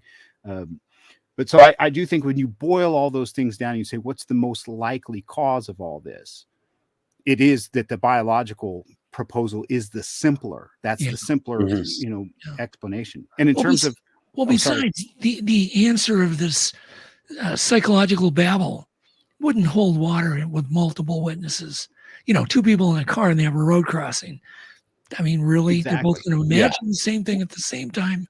Well, the other argument I have about that is that, you know, because you always hear it said in these skeptical publications where people will say, well, man needs their monsters and people want it. It's like, you know what? Like, I've never seen one. John Green never saw one. I mean, so many of us. So if the desire to see one was a prerequisite for triggering this archetypal image, then I would have seen one by now. You know, it's like, well, why can't I have that experience? You know, so I don't think the psychological phenomenon is the root. Now, there is a psychological phenomenon, like there's no doubt about that. And I think there's a contagion element. Just look at after the popularity of finding Bigfoot, and I'm sorry if this offends anyone in the audience, but the proliferation of claims of Sasquatches in the UK just went up, supported by absolutely no evidence. You know, the physical evidence isn't there. They don't have the long history of sightings that North America has or Asia has. They don't have the body of physical evidence that North America or even, you know, some parts of Asia have. But yet there's this like psychological phenomenon occurring. I think it's probably the same with the dogman thing. And so when I see those things bubbling up, it's like, yes, there really is a psychological phenomenon occurring, or maybe a psychocultural phenomenon that's Well, sort of brewing up. So you have to say, sure. Well, I want to bring you the point. And this happens every week. I get blob squatch photos, pile of leaves, and they're saying those are, that's a Bigfoot or a bush in the back of some trees or a stump that's burned, or those are where I think there's psychological issues where people have that, the Sure. pareidolia, where they're seeing faces and things. But I'm talking about a sighting where you see something walking, a way that's totally different. oh, certainly. Oh, I agree with that. I'm just trying to make the distinction that, there is some element of the cultural Sasquatch phenomenon it is born out of this. No, absolutely. No, I agree. I agree. But I There's do gotta think be some. Yeah, I think there's a biological animal at the root of that. Like there's an ape, a hominoid. I mean that technically. A lot of people think it's denigrating to say apes, but we're apes. So even if these are homo, they're still apes. But let's go back to England. Let's go back to England for a minute. Okay. It's still, there's areas of Scotland and other areas that are still pretty wild. And it's possible there could be an animal that's wandered in from Russia, from Siberia. God knows it's still all connected. Swim across the channel over to England, which isn't that far. People can do it. And end up there as one animal that's just, maybe it would be really tough, I guess, very low odds of getting evidence if there was one sneaky animal running around there for a month and then left, and headed back off into the Alps or God knows where. So I don't totally discount the European sightings because, I've been all over Europe and I've been in some pretty amazing wilderness areas in Europe. It's a little more developed in some areas, but other areas, you get into parts of Germany, it's like, holy crap, it's insane. And they've got the woods, water, and hills. Yeah, they just don't have the same body of claims and evidence that they don't. But maybe, America, what I'm saying is still possible that an animal would get out of its niche, and wander, and get into an area, and then maybe even be there temporarily and leave because maybe the food sources don't support it. So I always still like to keep the crack open because it's still possible. Animals do get out of their niche, occasionally and just behave. And that we're not 100% sure right now at this juncture what they completely are either. No, well, we don't. I mean, we're not sure really what their real patterns are until we find one we can track it and know its movements. Right. Until then, the book is still very wide open. A lot of theories. Is Area X, Matt, more active in certain times of year? Like it seems to be a lot more active in the summertime, and that's it's skeletal in the winter because it's all hardwoods. I mean, there's some cedar, but for the most part, it's all hardwoods. And so when it's summertime, it's jungle thick, and in the wintertime, I mean, you could see for. I know, but do you think that they're moving a little bit south? To where there's more vegetation. Basically, any direction there's pines. Once you leave that valley and you go into other areas, there's a lot of pines, and a lot of that is replanted pines for either from like Forest Service operations, because they're part of the Department of Agriculture, so they do such things, or there's massive tracts of timber company land nearby, and so it seems to be the case that those places that provide more cover probably generate more activity and even just in the greater reports database in those general areas of southeast Oklahoma and Arkansas, the reports tend to follow that to some degree too, which is interesting that sightings occur more in like heavily pine populated areas and things of that nature. That's interesting. Migration patterns, or what I call migration, may not really be migration, could be very subjective to individuals. I mean, there could be some that just hate the cold weather, or they love vegetation. They don't like meat. I mean, even deer are that way. They'll have their own particular taste buds. Sure. I think that's something that gets overlooked so often is that, when you're talking about intelligent animals, even again, tigers, people are going to get sick of hearing me talk about tigers, but they're very individual in terms of, there's a lot of individual variability in terms of the way that they manifest certain behaviors and intelligence. Like tigers, all their hunting behaviors are learned. They're not innate. That's why if a tiger mother is killed, those kittens that are orphaned will die because they do not know. They don't have hunting instincts. They have to learn. It's learned, not Just instinctive. Yeah. And so based on that animal's experiences and where it is in a given habitat that can support it, and where its home range is and what other individuals it overlaps with, it'll have entirely different, manifestations of certain behaviors. And apes are very much that way too. They're individuals. And so I think there probably is a lot of this sort of individual variation that's going on with Sasquatches in terms of the way that they act, that it's like, even if we knew everything about Sasquatches, you wouldn't know anything about a Sasquatch. You know what I mean? That it still wouldn't allow you to really nail down any one particular individual's movement, because there's going to be so many factors and variabilities. Well, if they don't stick together like gorillas do, they tend to stick in a pretty big family group.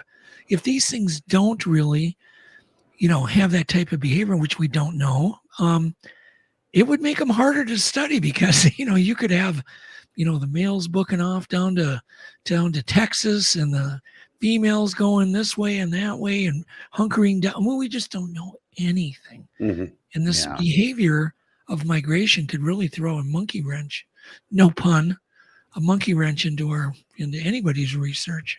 Sure. You had the question about, what do you think the best evidence is? And that's the hardest part of the elevator pitch, is that, because obviously there is no proof. Otherwise, we wouldn't be having these conversations, right? So there's evidence that's suggestive when seen through the certain lenses is more suggestive. It requires certain familiarities with certain disciplines and to look at it a certain way. But beyond that, it's like Cliff and I were having this conversation a lot about like this puzzle sort of analogy. And to me, like the way that I tried to develop the analogy was like, it's like a puzzle. Imagine a puzzle of like 5,000 pieces, a huge puzzle of a dog, a puppy, let's say, in a wicker basket, on a quilt, in a field. And so you have all these pieces, and you could find one or two, and maybe you connect a couple and go, this is just grass. This is just a picture of grass. There's nothing to see here. And someone else finds a couple. Nope, it's a dog. It's just a dog. There's nothing to see here. And somebody else, oh no, it looks like a wicker basket. It's like, no, you have to kind of have all the pieces in the right place to see that it's a puppy in a wicker basket on a quilt in a field, right? Mm-hmm. And so there is this sort of familiarity that's required with the most reliable claims and the most reliable evidence to see the things that emerge from that data set. But yeah, any one of those is not necessarily the sort of thing that could stand on its own. And there's a lot of reasons for that. I don't necessarily agree with the argument that, a bag of, 10,000 bags of weak tea just make one pot of weak tea. It's a decent enough argument. I get that. But, clearly from like a legal perspective, or the perspective that like an investigative journalist would take, you are trying to build a case. And so you're trying to connect these things and employ lateral thinking to see if they're connected, or if there are analogs in other parts of nature, whether those are other ape species or other mammal species, and to find these consistencies and commonalities. But it really requires to me, an intimate familiarity with the current state of all of that data to see those things emerge. And if someone's not willing to develop that, that's one of the things that frustrates me so much, is that I hear people say all the time, there are no experts. And it's like, okay, I will concede that there are no experts on the animal, because we don't know that the animal exists yet. But could you be an expert in the subject, like the study of the phenomenon? Absolutely. Because there's a huge body of literature that's been produced about this phenomenon. Exactly. Whether you take the claims seriously or not, you can read the claims and read about the people who made the claims.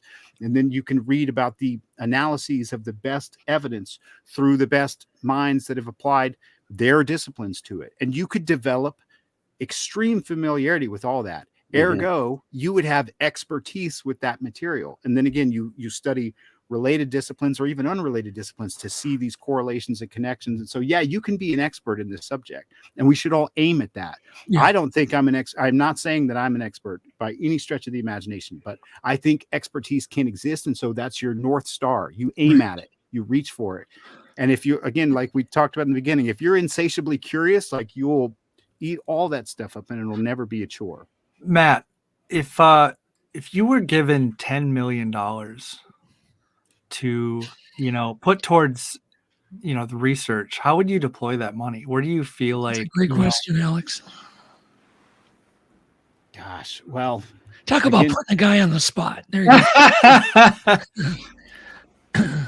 I think the best thing that you could acquire first would be land.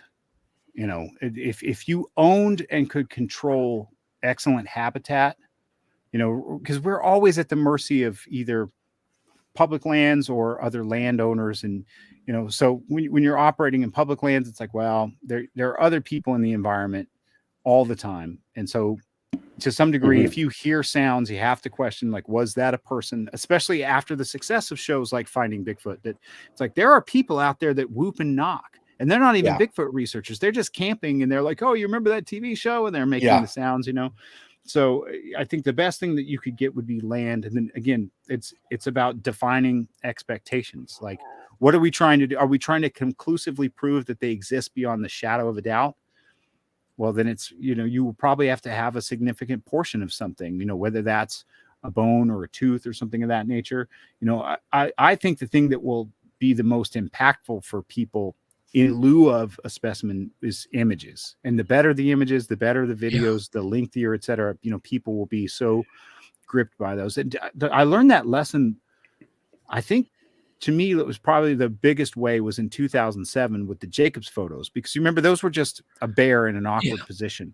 But you could tell it was an animal, so no one questioned whether or not it was a hoax. Exactly. What they questioned was, they questioned, was it a Bigfoot or bear?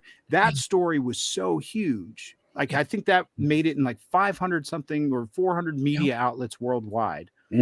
Whereas these other breakthroughs that happen, like, to me, even you know, Kurt Nelson's findings with the Snellgrove sample to find those polymorphism or the base pair deviations, but it's hard. People, they're not emotionally gripped by reading about or hearing about genetic evidence, but an image just, you know, shocks people, and we're very visual creatures, right? And don't you agree? Don't you agree, Matt? If we actually get moving images of a living Sasquatch and it's clear, there'll be no question. Oh, I think it would be a huge victory. And I think it would get a lot of the people who should be involved. It will get them involved. Yeah, I would hope so. We kind of already had that, though. We had the PG film. I don't mean to cut in. I realize, but it's still, I mean, it does provide a lot of information. I'm talking about modern times, National Geographic, clear quality moving images up close. That's what's needed. 4K. Yeah, 4K. Well, we're heavily focused on that now, and you know, we've all, several of us in the organization have upgraded our personal carry cameras and are trying to get, you know, the best lenses and cameras that we can afford, and very sort of myopically focused, some of us, on trying to get photos and video, you know, because you can't do everything, right? So it's not like we can all be looking for tracks. You know, everyone sort of has a niche that they should occupy and fill that particular niche. And so we're putting a lot of emphasis into photos and videos, and I think more people should be. But I don't mean to butt in, but without, I mean, how do I want to say this? You could have the best video in the world, but without an actual physical body, there's just going to be some people you're never. No, I do not agree. Joel, I completely 100% disagree with you. I think Joel's correct on that. In that, I think you're both wrong. Well, he made the caveat that some very passionate about that. If I could provide you an hour film up close, there is nothing on the world that can duplicate that. Did you not hear me say some? No. Or did you not hear that? Some. No, you're wrong. It would convince 100%. Yeah. If you added 1 hour of footage versus a real body on the slab. Nope, absolutely. So you're thinking that the body on the slab, that would convince more people the video would than the physical creature. No, I didn't say more. I said you just said it would be the same. No, you just said 100%. Mom and dad are the fighting body at the would dinner not. table. No. I said if you had an hour of footage, clear, close up, like of a bear, you know, a regular high def camera of a bear. If you had that type of footage, that would convince everybody. There would be no need for a body. At that point, there would be enough money to get whatever they needed, you know, to study the animal.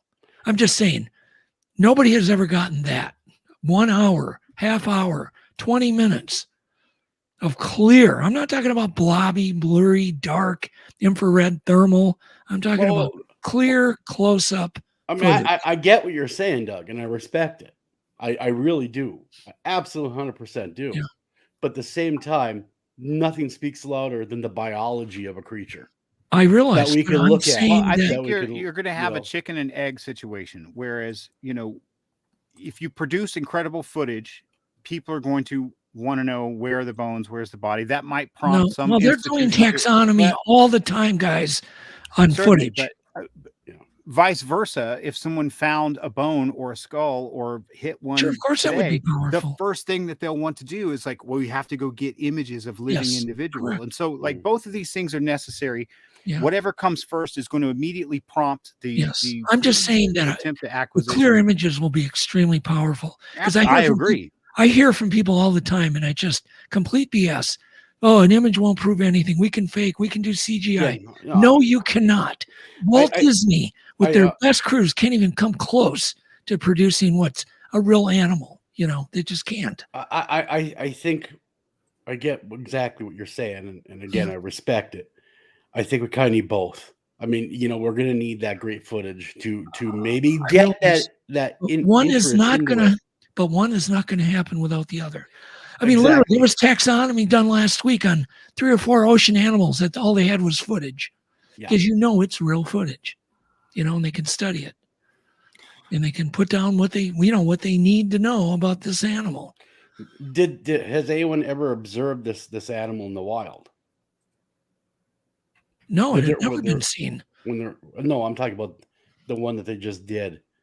You just mentioned animals No, in the wild. new animals that are discovered with footage. Yeah. Every No, I single agree. week I in the agree. If ocean. we had some type of high res, oh my God, film, this is irrefutable evidence of a Bigfoot. Right. We It wouldn't doesn't even need to be, oh my God. It just needs to be normal, National Geographic quality. Yeah. Normal. I think it'd be a come to Jesus moment for a lot of people. And if you watch one of my documentaries where I'm filming bears, just like that, there's nothing abnormal about the footage, nothing amazing. It's just high def footage of bears and bears playing. And, it's real footage. And immediately it's real footage.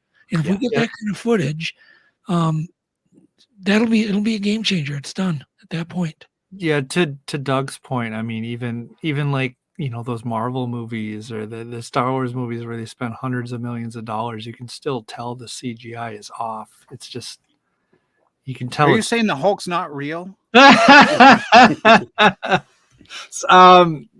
been praying to Thor, man, and I'm just really disappointed.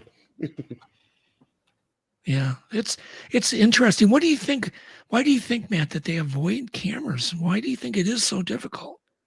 I wish I knew, because we've tried, we've postulated a lot of things. I do think the infrared flash has something to do with it. Not obviously the passive sensor, which is passive, but the flash might be a contributor. So we've done some experiments with that. We're still experimenting with that. It's interesting. There was a Korean gentleman. I think he had either a literature background. Anyway, he was basically a citizen scientist who studied Siberian tigers. And when he got involved, there was cumulatively 1 hour of footage of Siberian tigers in the wild. And this guy got over 1,000 hours of footage, and it took him many years. But there's he wrote a great book called The Great Soul of Siberia. And in that book, he talks about deploying game cameras in the Ussuri forest, where he was conducting his observational field studies. And they were equipped for video, and they had microphones. And he said in all these cases, the tigers would destroy these cameras, and they always did it from behind, always. Yeah, interesting. And he said he never got images of them, but the claw marks, and he said the sounds that were recorded, he knew it was tigers. And so he said by some means they were able to avoid, and he thought, well, maybe it reminds them of an eye and they can see that from a distance, or maybe because it's a reflective surface. Even he didn't have the answer, but there's a lengthy passage in that book that's great. That's one of the best analogies I've ever heard, Matt. Yeah, that's incredible. Everyone should read that book. I think it's also high intelligence. What was the name of that book again? It's called The Great Soul of Siberia. It's got it by a guy named Soo-young Park. And it's a fantastic book. I mean, this guy was, again, like the epitome of a citizen scientist, because he wasn't a biologist. I think his degree, if I'm not mistaken, was in literature, which gives the book because it's a very sort of like beautifully written, almost poetic style of writing that he has. But he spent time in the field there. And again, he got over 1,000 hours of footage of Siberian tigers in the wild. And it took I think 10 or 15 years. But just the observations that he makes and the scenarios that he describes. I mean, it's like you're reading about Sasquatches, you know, these hyper elusive, really intelligent, but wildly curious animals that are, you know, nearly impossible to see. And, you know, he worked with these biologists there. That there was one particular individual, a female, that had, because again, their hunting methods are learned. And so they're not like all exactly the same, because they're not these innate instinctual behaviors. But essentially there was one particular female that had a habit of, when she would clutch her prey, she would release and bite again. And so this habit of clutching and releasing would produce a bunch of blood spray from the prey's neck. So they called her Bloody Mary.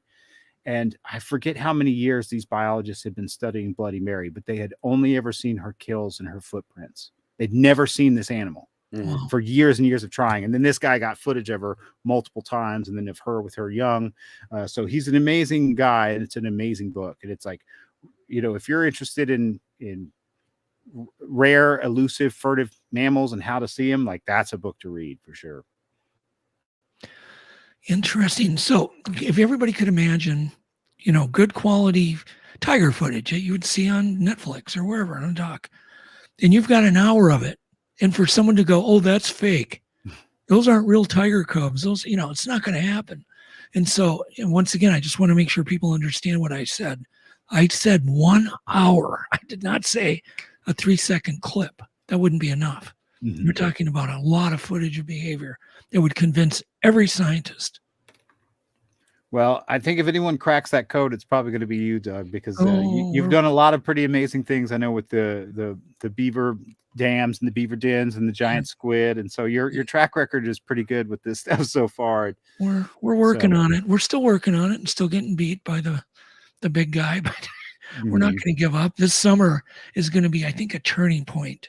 We've got some new things that are going to be planted, and I just hope somebody gets it, you know, gets something that can really elevate the topic. Because we get, you know, if you get 1 minute or 30 seconds of clear footage, it will at least elevate the topic.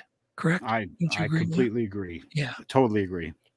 Or if we can get some really good, strong DNA evidence, it'll elevate it. You know, that's all I really want to do is elevate it, because I'm very, very passionate about the fact this is being ignored by so many people. You know, it's just wrong on every level to ignore this. I agree. And it's, you know, from one perspective, it is easily dismissible. And, you know, from our perspective, again, the more intimate familiarity you have with the totality of the data, let's say the claims and evidence, it's impossible. We feel that frustration because we have that intense familiarity with all of that information. But for the general public, like when people are like, well, I don't buy it, I'm like, well, good for you. You know, who could blame you? You know, and the people will say, like, prove it to me. And I'm like, you know, I have about as much proof of the Sasquatch as everybody else, which right now is zero. I'm convinced, and I'm constantly trying to get better evidence or to try to accumulate proof. But you know, I don't blame people if people, again, aren't interested or find it easily dismissible. Like, I have some sympathy for those folks, you know. And there's such a high bar now, Matt, for that evidence. You know, it used to be, you know, footprints were very, very interesting. Now you show someone a footprint. Oh, yeah, I've seen a million of those on TV. You know, and they don't grasp the magnitude of what that means. You know, because they want the bigger and better. They're used to that TV, you know, evidence kind of thing going on. And I think that, you know, to me, footprints, something just as mundane as a cast footprint, is just awe-inspiring. It is. Because that animal made that print. It walked there. It proved its existence. It's all I need. Certainly. Well, a lot of those things. Oh, sorry. Go ahead. No, I was just going to say that's what really got me convinced. You know, at first was seeing footprints, you know, up in the Arctic, and seeing, oh my God, I mean, these are damn real. We're in the middle of nowhere. You know, we had a 6-hour float plane ride to get where we were, and there's nobody up there. And to see 16-inch plus footprints that deep in pea gravel and sand and, you know, in the tundra, it was just like, oh my God. And then when it stepped over a tree, 7-foot tall tree, it's like, okay, that's got me convinced, and that put me on my journey.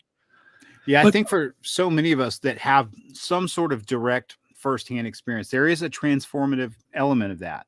And I understand why it doesn't always translate to other people, because I get in arguments with my other Sasquatch proponent friends about this all the time, but I'll say this again and I will stand by it, that much of the Sasquatch subject thus far is faith-based. Yeah. And I know people say, nope, there's hard evidence, there's science, et cetera, but most of it is faith-based. And so someone could produce a beautiful footprint, but where did you find it? Oh, it was in the backcountry, let's say like the Hub Tulips River. It's like, well, I have faith in this individual that they're telling me that this track was cast where they said it was found and cast, and that they didn't meticulously make this in their backyard with Krantz's book and Meldrum's book laid out, doing some composite of all these features, in terms of like the ratios that are laid out in terms of the length to the width at the ball and the width at the heel, and where this flexion occurs in the midfoot and how that's expressed in various degrees on and on. There's enough information out there that anyone could make a compelling fake. Now, people always hear about fakes and they assume it's stompers. It's like, well, yeah, if you encountered some in the field, maybe, but if someone just produces a cast, well, then you have faith in that individual, like that they found it where they said they found it. Mm-hmm. Or even when we defer to Meldrum or Krantz, for example, I don't have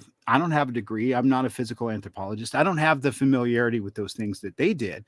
And so I have faith in their analysis. I have faith in their ability to articulate their analysis, et cetera, et cetera. So there's multiple layers, whether you want to call it faith or trust. I'm saying faith because it's, probably a little bit more like dig the knife. It's a little more controversial to use the word faith in this context, but so much of it is that. And so, like, if I found tracks in the field somewhere extremely remote, it would have that transformative effect on me. Yeah.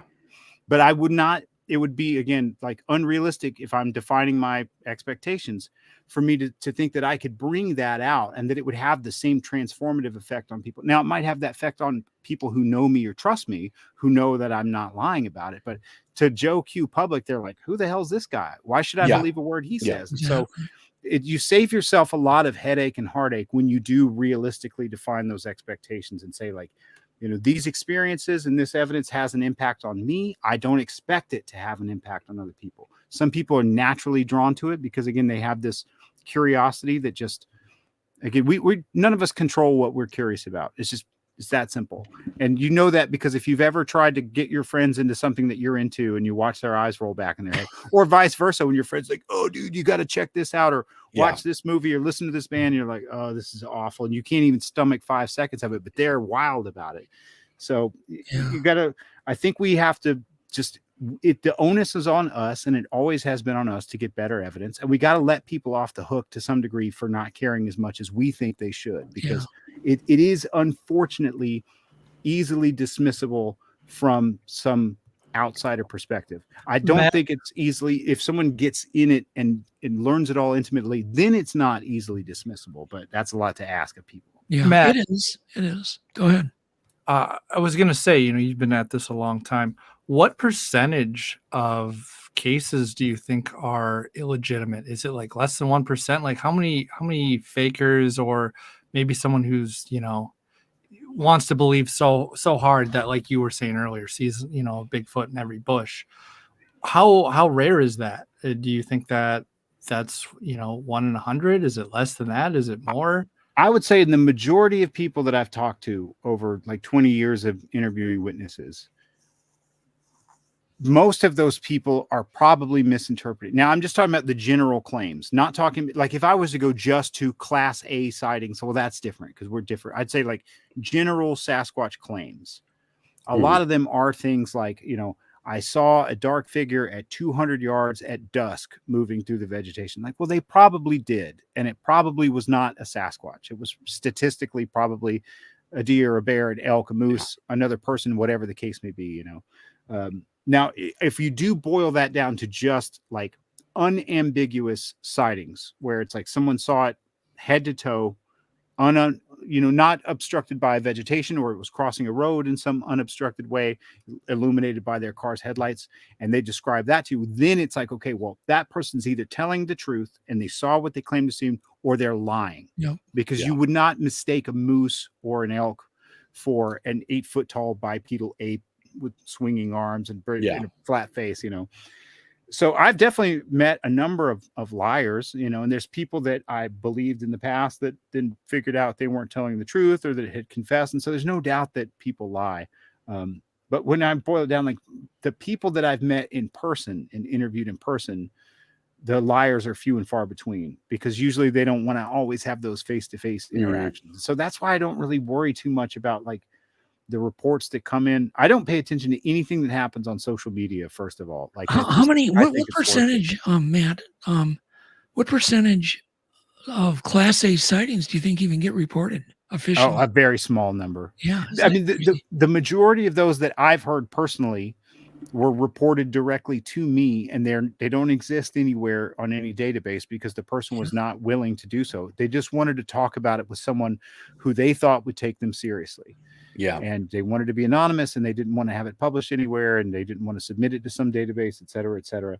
Yeah. And so I was lucky to get those. The majority of witnesses I talked to would fall in that category. So I interviewed a lot of people when I was with the BFRO. And so those were reports that were submitted in. Mm-hmm. But yeah, I think most people don't have an outlet to talk about that. And so that's why reports databases are so flawed. Yeah. And not only that, but a lot of it has to do with the investigator.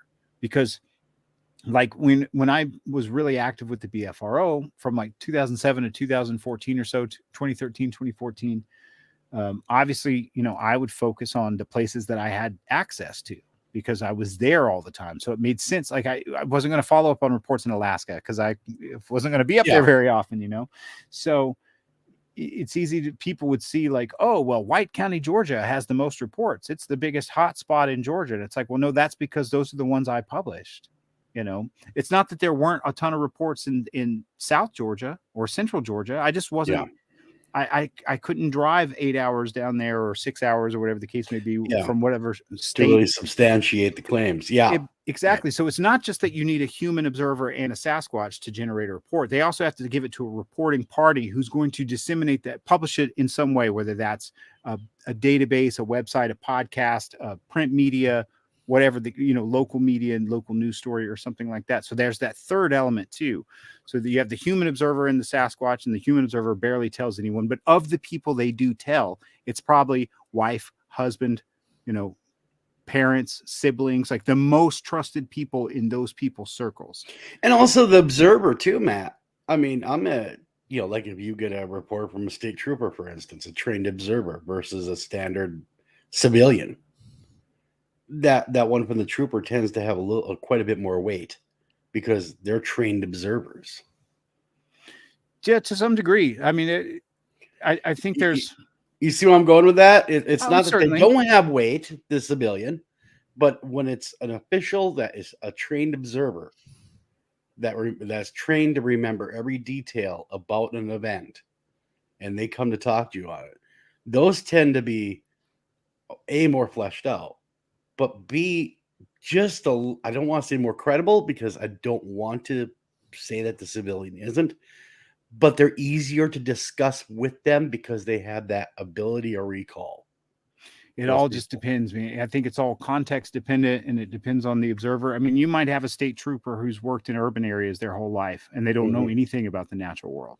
They've never worked in rural areas, and they've never camped or hiked. And so they don't have they can't contextualize an animal in its environment the same way that, I mean, listen, I literally grew up where Deliverance was filmed. You know what I mean? Like them's my people, man. So like I have deep sympathy for the hills and hollers and hill folk of Southern Appalachia. And like they don't come across as the most sophisticated people. They don't hold like corporate jobs in downtown Atlanta, holding 9-to-5 positions, but a lot of them are insanely familiar with the natural world and normal sounds. And if they tell you that they saw something abnormal or out of the ordinary, you can bank on it. So, I've met people that knew such a tremendous amount about the animals in their area, their lifestyles, because they were hunters and they were like subsistence hunters. most of what they ate came from what they hunted or Mhm. or collected in the for like edible vegetation, etc., or things that they grew. And so these people have a really commanding knowledge of the natural world. But the But same because of hunters their are also great witnesses, again, like you said, because they're out there all the time. They know the woods. They know what's out there. And a lot of times, again, those people, if they are from certain rural environments, maybe they're not very high up on the socioeconomic ladder. And maybe they have, a bizarre sounding accent that makes people want to dismiss them immediately. And so it really just, Sure. I wouldn't necessarily give one more weight than every one of those is a unique situation that you have to walk into and sort of construct from the ground up with the witness, rather than saying like, well, he's a cop, and so he's going to be more or less credible than this farmer, who's going to be more or less credible than this bookkeeper, who's going to be more or less credible than this software engineer. Like, none of that really matters. It matters of like, how does someone contextualize it? Because we're all describing the same phenomenon.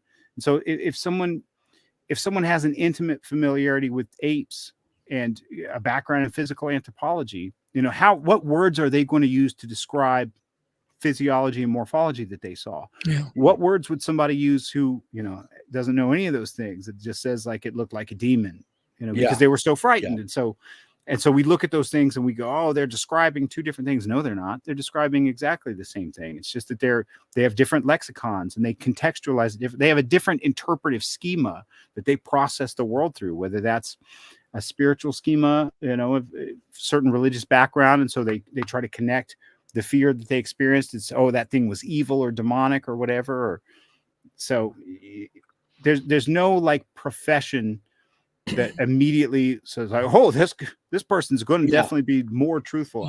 I think that's the wrong way to look at it. Here's the way I would look at it. Again, we've made the propositions that they either exist or they don't, right? Like there's this 50-50 thing that can't be. That's why I hate when people say like, what percentage chance do you think they're real? Like, what are you going to say? 80%? They either real or they're not. Yeah. So if they're It's a not pass real, or fail argument. It's not a percentage argument. Well, you could apply that to reports. Is this person telling me the truth or not? Now, obviously, again, misidentification, those things happen, but it's like a coin toss. And so people think, oh, you flip a coin 20 times, and if you land on heads 5 times, it's more likely to land on tails the next time. It's like, no, that's not true, because every time you reset the coin, it goes back to a 50-50 percentage every time. They don't stack up cumulatively. Yeah. I think you could look at reports that way. You start from the ground up every time, and you don't go, well, the last 10 judges I spoke to were all telling the truth, and this guy's a judge, and so he's probably telling the truth. No, you have to ground up every time. Say, I've got one more question. We've only got 3 minutes left. What is the Take 7 research project? Well, the NAWAC had 2 particular individuals one of which was a wildlife biologist by profession and by education, and he had experience with using radio telemetry to study animal ranges, but they were studying things like turtles, so animal that's very easy to catch, very easy to affix a tag to, and then it doesn't move around very far because it's a turtle. And so there was a conversation about, how could this technology be applied to studying the Sasquatch? Well, obviously you can't catch a Sasquatch and stick a tag to it. And if you could catch a Sasquatch, you wouldn't really need to stick a tag to the thing, would you? You'd have the proof at hand, so to speak. And so another individual who's a hunter, outdoorsman, extremely wildlife, knowledgeable about wildlife, they partnered together to figure out a way to deploy these radio tags, camouflaging them in these sort of seed pod cockleburs that look like things just hanging in the environment, because that place is just full of stuff that's hanging, whether that's branches, twigs, but a lot of spider webs in that environment. And so there's things caught in them. And so stringing these along trails to where anything that would move through these string traps, the radio tag would deploy to the animal. Now, they were also coated in an adhesive that came from like a rat trap glue, so it was really resistant to weather. It's extremely complex, and that's why I'm trying to like cram it into that. I see the little ticker going, and I know you only have 3 minutes. If you want to hear the full story, there's an episode of our podcast about it called Tag 7, because they deployed a number of tags, but the one that deployed was the one that was number 7 in that particular array. But you guys actually had luck following. They did. That was before I joined you. That's why I'm telling you, you would love to. it'd be amazing to hear you speak with Daryl Collier or Mike Mays love to. or because those people, they were We'll boots get 'em on the on. ground. Heck yeah. Maybe Yeah, you can yeah. arrange to have these guys come on.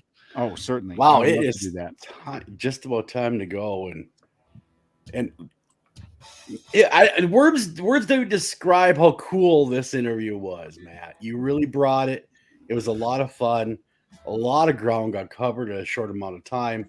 Thank you so much for coming on the show, and everyone for listening. Thank you for coming on, Doug. Thank you for being co-host yet again another week, and Alex, man, thanks for producing this darn thing. And again, guys, take care of each other, love each other, but don't stop looking for Bigfoot. He is out there. He really, really is. I just know he is. Yeah, Thanks this for was having me. incredible, Matt. Thanks for coming on. Thanks for having me. Really Thanks, appreciate man. it. Thank you.